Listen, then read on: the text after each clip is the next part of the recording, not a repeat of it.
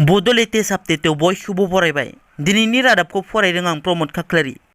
गिबि निउस दङ। दिनै 12 मे बर' बिमा सान एबा हेलेना आरो गायदे बसुमतारीनि मुंख्लं सान। मख'नो गोनांदि बिथांमोननि मुंख्लं सानखौ थांनाय 2003 मायथाइनिफ्रायनो फालिबोनाय जादों। बर' हारिनि थामोनथानि थाखाय सोमावसारनायाव दाय गैयै सुबुंखौ पुलिसआ अनागार खालामनायखौ रैखा खालामनो थांनानै हेलेना आरो गायदे बसुमतारीया पुलिसनि गुलियाव जिउ गोमानांदोंमोन। दुखुनि बाथ्रा, दिनै बर' बिमा सान एबा गायदे आरो हेलेनानि मुंख्लं सानखौ बर'नि दैदेनगिरिफ्रा फालिनो बावलांनो हमबाय। बर' बिमा सानाव दुलाराय बर' आइजो अनसाय आफादनि बानजायनायाव हेलेना आरो गायदेनि मुंख्लं सान फालिदों। जमदुवार दख'रा एबसुजों लोगोसे मुंख्लं गायदे आरो हेलेनानि नखरनि सोद्रोमाफोरा बर' बिमा सानखौ फालिदों। 1989 मायथाइनिफ्राय लानानै मुंख्लं गायदे आरो हेलेनानि मुंख्लं खाम्फानि सेराव जेबो जिरायसालि एबा न'ब्लां लुनानै होनायनि बाथ्रा गैया आरो रावबो नायसनाखै होनना दुखु मोननाय फोरमायदों दुलाराय बर' आइजो अनसाय आफादा। भारतनि मोन 8 रावफ्रा गुगल ट्रान्सलेटआव सोसनजाबाय। गुगोलआ भारतनि मोन 8 रावफोरखौ गुगल ट्रान्सलेटआव सोसननाय जाबाय होनना फोसावनानै होयो। आसामिस रावखौ लाफादेरनानै गुबुन मोन 7 रावफोरा गुगल ट्रान्सलेटआव सोसनजाबाय।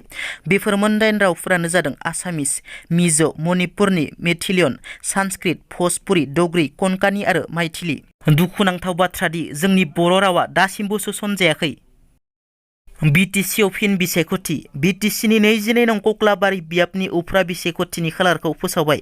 22 नं कक्लाबारि बियाब थामहिनबा BTR नि गाहाय प्रमद बर' बिथांनि बियाबाव उफ्रा बिसायख'थिनि थाखाय फैगौ 8 जुन खालाराव जासिगोन होननानै बिसायख'थि आय'गनिफ्राय फोसावनाय जायो आरो फैगौ 23 खालाराव कक्लाबारि बियाबनि उफ्रा बिसायख'थिनि बिजाथिलाइखौ गथायनांगोन आरो फैगौ 24 मेयाव गावनि बिजाथिलाइखौ बोखांनानै लानो हागोन। बे उफ्रा बिसायख'थिनि भट साननाय हाबाफारिया जुन दाननि 12 खालाराव जागोन।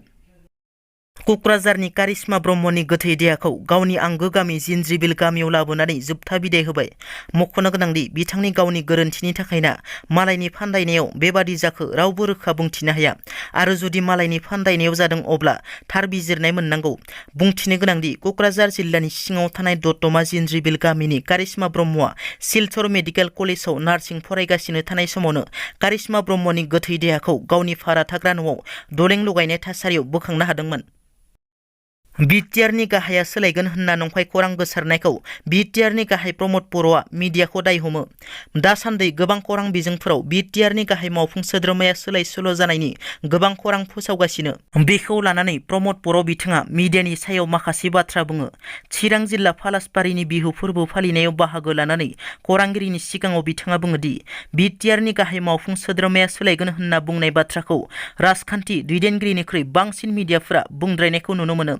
BTR सरकारा मोजां पजिशनाव दं आरो जेंनाफोरनि सायाव थाल्ला थुल्लायै सावरायगोन आरो बे आयदानि सायाव जाय खौरांगिरिफोरा बांद्राय गोसो दं बिथांमोनखौ बिसायख'थियाव गसंनो थाखायबो बुङो बिथाङा। दिनैनि रादाबा एसेनोसै। नोंथांमोना जुदि आंनि चेनेलखौ दासिमबो साबस्क्राइब खालामाखै अन्नानै साबस्क्राइब खालाम। गोजोन्थों।